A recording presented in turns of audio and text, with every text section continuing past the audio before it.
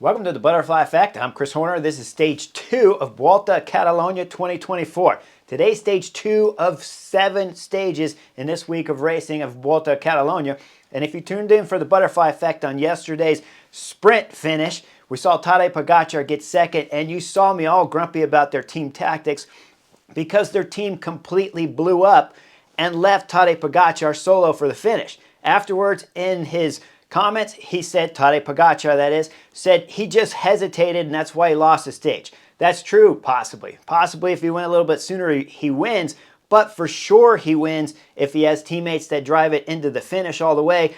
Or, like I said, what I would have done, just let the group go up the road, take the stage. Because today is the day that matters. Today is the stage that you can for sure win if you have a rider like Tadej Pogačar, the #1 ranked rider on the Butterfly Effect and Beyond the Coverage, my show up here. That's how much I like Tadej Pogačar as a favorite to win today's stage 2 of Volta Catalunya, because once you have a summit finish, no one can do anything about it. It's like I always tell you, the higher the roads get, the better it is for the pure climbers. But as the road comes down and things start to level out, everything becomes a little bit closer. And these guys that normally struggle on the big time climbs, all of a sudden on a stage like yesterday, if you're not perfect, if you're perfect, UAE team members on yesterday's stage 1, Tadej Pogačar wins, right? And you need to be perfect on that kind of finish if Tadej Pogačar is to blow everyone off his wheel like we saw him do at 300 meters. But there was already one Nick Schultz up the road from Israel Premier Tech that their tactics were perfect because Stephen Williams, when he opened up that gap, Nick Schultz held it all the way to the line. Just, right? I saw some comments. One guy said, hey, if it was a little bit longer and Tadej Pogačar wins that throw, maybe you're having a different discussion. I don't have different discussions. I still wouldn't have liked the tactic. It still left things too close. But let's see what's going to happen here on stage 2. Because when the cameras come on, we got 6 guys up the road, about a 2-minute lead. When we go back to the peloton, it's UAE team members with only 6 riders at the front. That's because Jay Vine's out sick. He didn't start today's race, and that probably explains why the Australian had a bad stage 1 yesterday and why Tadej Pogačar was left without teammates, because they didn't calculate for one rider being a little bit sick. I'm curious on whether or not, if we're talking about Sivakov and Jay Vine, who was out sick, if they had relayed that information on how they were feeling on yesterday's stage 1. Because it can't always be the director's fault if he plans that all the riders are on form and he's seen the power meter and he's heard the stories about how good their legs are feeling on yesterday's fiasco finish for UAE team members. Well, today, 6 riders at the front. They have, of course, Grossschartner riding and Dominik Novak 1 and 2. You want to ride 2 riders when you only have a 6-man team all the way into today's last climb, because when we look at the profile, there's 2 category climbs, and the last one's Volta 2000. It's over 11.5 kilometers long at 7.5%. So it's a monster, but when you're racing here in Catalunya, these climbs, they're going to be stiff and hard, but there's some softer sections in them too. Here at Volta 2000, the last 6-7 kilometers are going to be switchbacks, and so you know if it's switchbacks, it's got to be steep, and then you know it's way over 7.5, which means the stuff from about 7 kilometers to all the way down, when you look at that profile from about 7 to 20 kilometers, is a little bit softer and keeps getting harder and harder, especially once you start to climb proper 11.5 kilometers to go. So with UAE team members, I like the tactics. 2 riders on the front, Grossschartner and Dominik Novak. Like I said, Jay Vine's not here, so you don't want to have the other 4 riders touching the front because you're going to need them all to be explosive on the last and final climb, certainly with under 12 kilometers to go. Okay, we see up front is Jimmy Johnson throwing in an attack on the group of 6, and Fernandez from Caja, he bridges across up there, so we got a 2-man break that drops the other 4 riders. They're all going to get wrapped up at different times throughout this stage, so let's not focus on the 4 that are getting caught as they're going up the climb and down the descent. But once they hit the top of the KOM, it's Fernandez from Caja who takes maximum points. Jimmy Johnson goes over the top. Now the peloton behind, same scenario. They're riding great for UAE team members. A little bit nervous over the top, but they're going over the top with under 2 minutes on the 2 riders up front. Fernandez is going daredevil down the descent. Jimmy Johnson prefers to take things a little easier because he's a little older and wiser. Behind, when we look at the peloton, Tadej Pogačar is lighting the stuff up going down the descent, and he's going solo. Guys, this is kind of a knucklehead move I know the kid's young, he's 25 years of age, but when you look at him flying through the inside of the motorcycle, he's not passing the motorcycle because the motorcycle decided to be a better view if I can shoot Tadej Pogačar from the behind, as I show you in the picture right here. He's passing because the motorcycle doesn't want to go any faster on this descent than Tadej Pogačar wants to go more speed. So he's going to let the Slovenian pass by, which means the Slovenian's really going fast. Now we look behind, it's Robert Hessing back there from Visma that's trying to close up, because when we look in between the group from Tadej Pogačar and the Visma-led peloton, there's 3 UAE Team Emirates riders there. So the last thing you want to do with the peloton here is let 3 UAE Team Emirates rider get up to Tadej Pogačar and then they start drilling it all the way into the climb. It just doesn't make any sense for Tadej Pogačar to do it, but Robert Hessing has to go full gas, and that's why we see the picture right there as Tadej Pogačar is getting caught. We see Hessing back there from Visma Lease Bike closing up the gap, because you just don't want to get the Slovenian any kind of slack with a bunch of teammates wrapped around him. Now, everything's coming back together. We see UAE Team Emirates at the front. Peloton's a little big, and look at the stragglers as it's single file back there. They're still sprinting like crazy coming back up to the front. We'll see Almeida go up to Tadej Pogačar, and there's a little bit of talk. Almeida is 25 years of age, but he seems to be a little bit more of a serious rider to me. So my personal belief right here in this conversation from Almeida, he's up there going to Tadej Pogačar saying, hey, there's no reason for that. There's no reason to risk crashing when you got the Giro and the Tour de France coming. And there's no reason to put any hurt on Dominic Novak and Groschartner, who have been riding the front all day, especially if they get lost back there in the single file craziness of the peloton, because they may have been tired from riding the front all day, Tadej Pogačar. Kind of a knucklehead move here. I understand he's young, he's having a good time, and later he'll talk about it in his interview, but at this moment, I didn't like it. There's just no reason for it, especially when this is a stage for sure that UAE Team Emirates need to be focused, have the blinders on, get Tadej Pogačar under 7 kilometers to go into the final switchbacks, and then Tadej Pogačar has to deliver something that looks spectacular, because otherwise, everyone's going to be talking about Jonas Vingegaard from Visma Lease Bike being the #1 ranked rider up here on the Butterfly Effect and Beyond the Coverage, and I'm going to have to answer all the comments why Tadej Pogačar still is, but he just crashed on today's descent here with 50 kilometers to go. Now, like I said, everything gets wrapped up. The climb starts going back up. UAE Team Emirates are still looking spectacular on the front with only 2 riders up the road, and Jimmy Johnson's going to start going solo once we get under about 15 kilometers to go as the road starts climbing up. He loses Fernandez. With Fernandez dropping out, a solo rider up front, he's going to get caught for sure. And the reason why is when we go back to look at UAE Team Emirates, it's still Groschartner and Dominic Novak, who's near the front or always on the front, coming up this climb as it starts coming up with under 20 kilometers to go. The other 4 riders haven't even touched the front. Sivakov hasn't had to touch the front, with the exception of going back to the cars and getting bottles and stuff. That's the most amount of work he's had to do. And Soler has looked fantastic. He's gotten some bottles occasionally too. That means Tadej Pogačar and Almeida, the Portuguese riders, have had a free ride throughout this stage 2, and we haven't gotten into the deep, thick, hard part of the final climb here, Volta 2000. Now, as we start coming up under about 12, 14 kilometers to go, we see the 2 worker bees here up for UAE Team Emirates are still near the front or on it.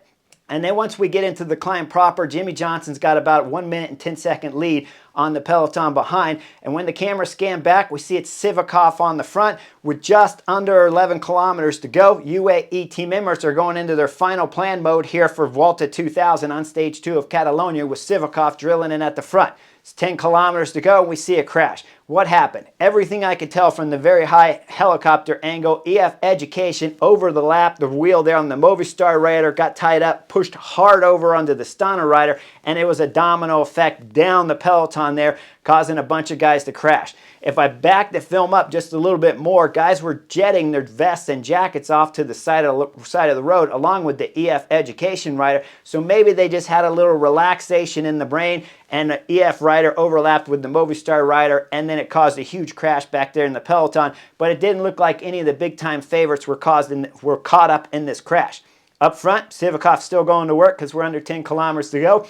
Things are getting interesting around 7 as we see Marc Soler, Almeida, and then Tadej Pogačar lined up with 3. Behind him, when we start looking at Visma bike, we see Sepp Kuss and Kian Utelbrooks in there. We see a host of Ineos riders. One's got to be Egan Bernal. And then we see Movistar. I'm going to assume it's Enric Mas, but the pictures aren't really that fantastic. And we've been losing camera angles left and right as because of the fog, the cold, the rain, and spray that everybody's getting off the bikes is making everything difficult to see the riders. And the camera's been shutting on and off left and right as each time you see it go back up to the summit finish, you know the helicopter has lost the feed signal from the cameras down below. They're sending it up to the sky. It's getting lost. Now the cameras come back down. All of a sudden we know it's going fast because we see with about 7 kilometers to go, that's Sepp Kuss, the American, the Volta España winner in 2023, and he's getting dropped as he pulls out hard left. He starts scanning backwards, and then with 6 kilometers to go, everything's blown up. We lost the cameras, but when they came back, Tadej Pogacar's going solo, and there's 8 guys behind trying to chase Tadej Pogacar.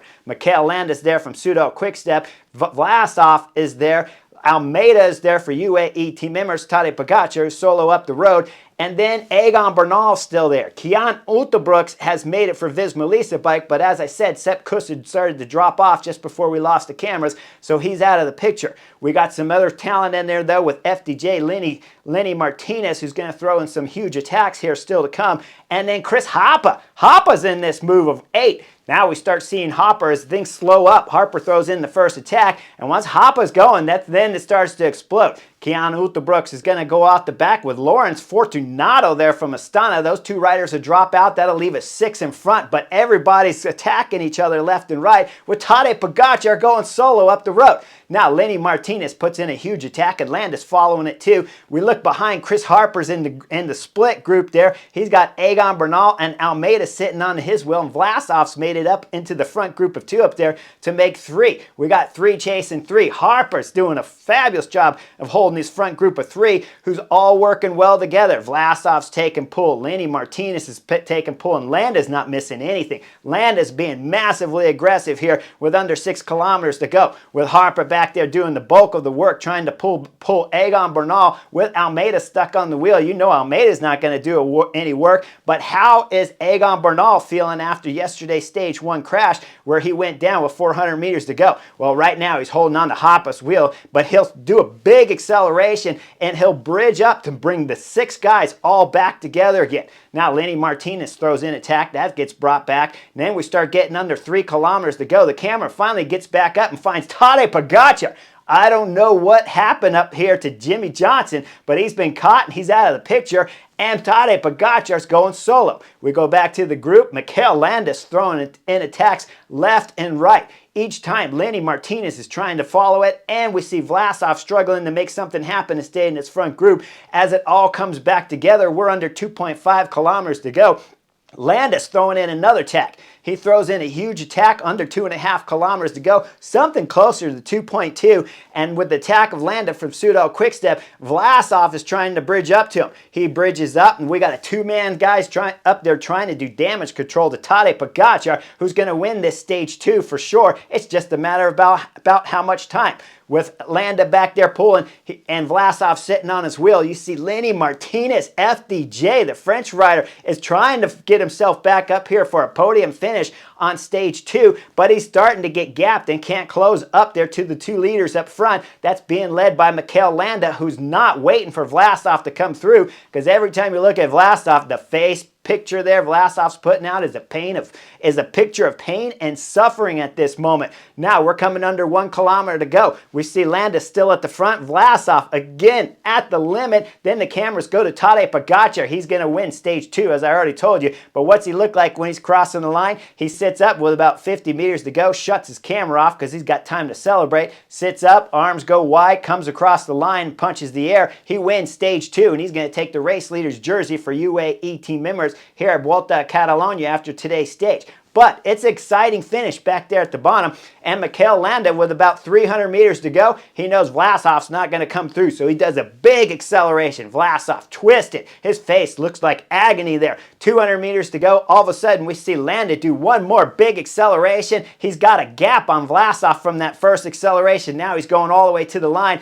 but his legs are starting to die. Vlasov's going to come back almost up onto the back wheel of Landa as he crosses the line over 1 minute 20 seconds back on the time of Tadej Pogačar. Vlasov will get a podium spot there, 1 second off of Mikel Landa, who was fantastic back there attacking the group left and right. Guys, I left out a few attacks. It's certainly worth watching the last 15K of today's Stage 2 of Volta Catalunya. And Lenny Martinez comes through. Now, what was the biggest thing that happened on today's stage that caught me off guard? As I was texting my friends when I woke up this morning, I said, this is a stage for Tadej Pogačar. He's going to kill everyone. His teammates would have to be catastrophically off on a stage finish of today's race in order for Tadej Pogačar not to win today's stage. But I was hoping for the American Sepp Kuss to put in something amazing.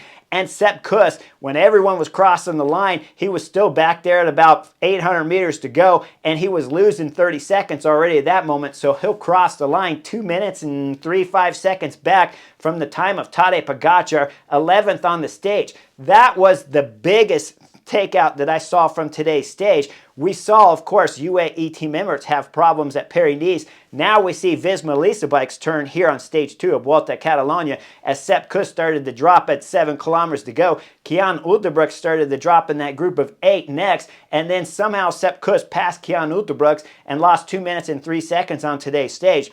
But that was a big loss for Visma Lease bike here when we're so used to seeing so many numbers at the front group. It always happens. This is the natural flow of things. You have highs, you have lows. The American Sepp Kuss had a low here on today's Stage 2. Just couldn't follow Tadej Pogačar or the group of big-time hitters behind that highlighted today's race. Hopefully they get the cameras on all day long for tomorrow's Stage 3 because it's going to be another mountain summit finish. I expect Tadej Pogačar to win again. And then after Stage 3, UAE Team Emirates, they're going to be able to sit back a little bit on Stage 4 because someone's going to either go up the road and gain a bunch of time that's not a threat on GC and win the stage, or some sprinter teams are going to try to control today's race. But it's not like we're thick and heavy with a bunch of sprinters, so it might be a day for the breakaway on Stage 4. But either way, UAE team members, expect them to put on another show in tomorrow's Stage 3, and it's just a matter of who can keep Tadej Pogačar somewhere close by. But if they're all attacking each other, 8 riders back there with 6 kilometers to go, and no one's working well together. They're all racing for second here. Tadej Pogačar knows it. UAE team members know it. So they're going to ride tomorrow, light things up with Tadej Pogačar, and then everyone else can race for the scraps here at Volta Catalunya. Stage 3 is going to be the summit finish, like I said. Stage 4 and 5, anything can happen. And then, of course, we get back into some more harder stages. And the last exciting stage, Tadej Pogačar, we're going to see if the Slovenian can win himself at least a third, maybe a 4th stage victory here by the last and final Stage 7 of Volta Catalunya. Make sure you guys like and subscribe. I'll see you guys on the next Volta Catalunya for Stage 3 in tomorrow's race.